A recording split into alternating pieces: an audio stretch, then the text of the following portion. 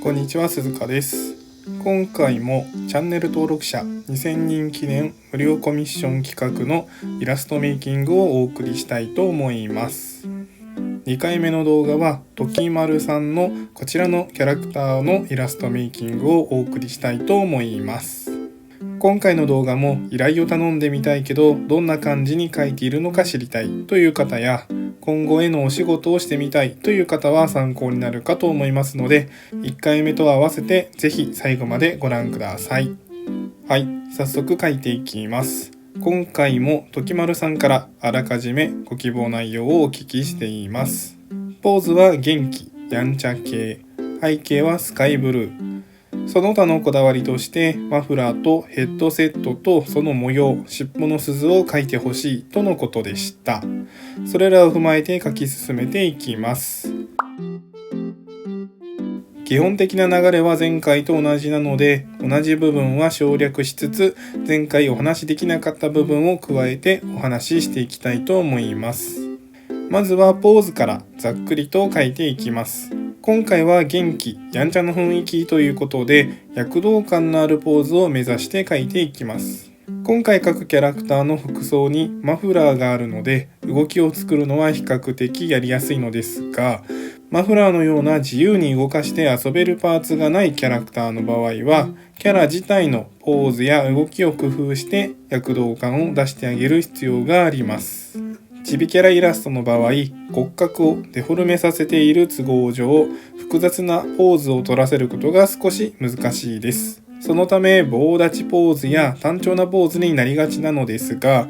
体にひねりやカーブを加えることでシンプルながらも躍動感を出していきます。今回のイラストの場合、ジャンプをしているようなポーズを描いていますが、単純に描くのではなく、体をくの字にカーブさせたり、腰を起点にひねりを加えて、上半身は左を向かせて、下半身は正面を向かせるようにしています。ポーズがいつも単調になって悩んでいる方は、ぜひ取り入れてみてください。また全体的なシルエットとしても逆三角形の構図にすることで動きのあるイラストになるようにしていきます。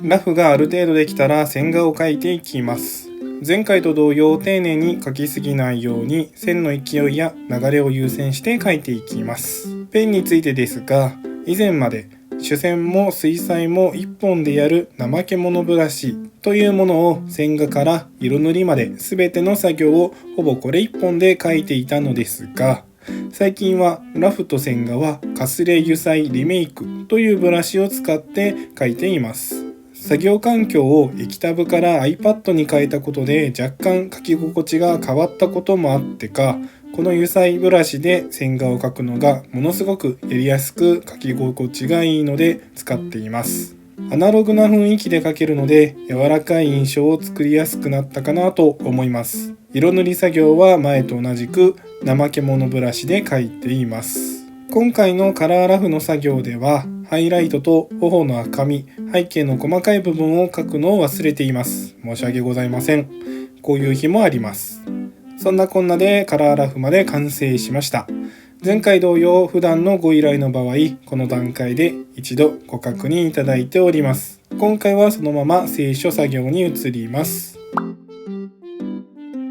清書作業も前回と同じように進めていきますが、目の色がいただいた資料の色と若干違ったので修正しておきます。今回は前回の動画では詳しく説明できなかった影塗りやハイライトについてお話ししたいと思います。影塗りですが、定山レイヤーでまず赤みがかったグレーで塗っていき、さらにその上に定山レイヤーで少しずらした位置に青みがかったグレーで塗っていきます。整え終わったらレイヤーをすべて結合して気になる部分を描き直していきます。今回は同時進行でハイライトも描き込んでいます。ハイライトは最近よくやるのは強いハイライトと弱いハイライトを描き分けるようにしています。強いハイライトは覆い焼き発光レイヤーの不透明度を少し下げ、光が直接当たっていそうな部分に描き込んでいきます。弱いハイライトはソフトライトレイヤーの不透明度を少し下げ、影の乗っていない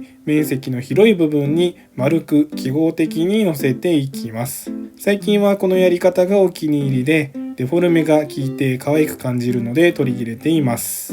定山レイヤーでヘッドギアの下やマフラーの下などの影を描いていきます。他にも奥側にあるパーツなどにも書き込んでいきます。影塗りができたら全体の色味の調整をして背景を描いていきます。今回は躍動感を出したかったので集中線のようなものを描いていきます。これを描くだけでもかなり動きを感じるようになったと思います。最後に気になる部分を直して完成です。いかがだったでしょうか。今回は登録者2000人記念無料コミッション企画で時丸さんのキャラクターを描かせていただきました。最後の方のイラストメイキングも後日公開しますので楽しみにしていてください。今回の動画は以上です。高評価、チャンネル登録よろしくお願いします。ご視聴ありがとうございました。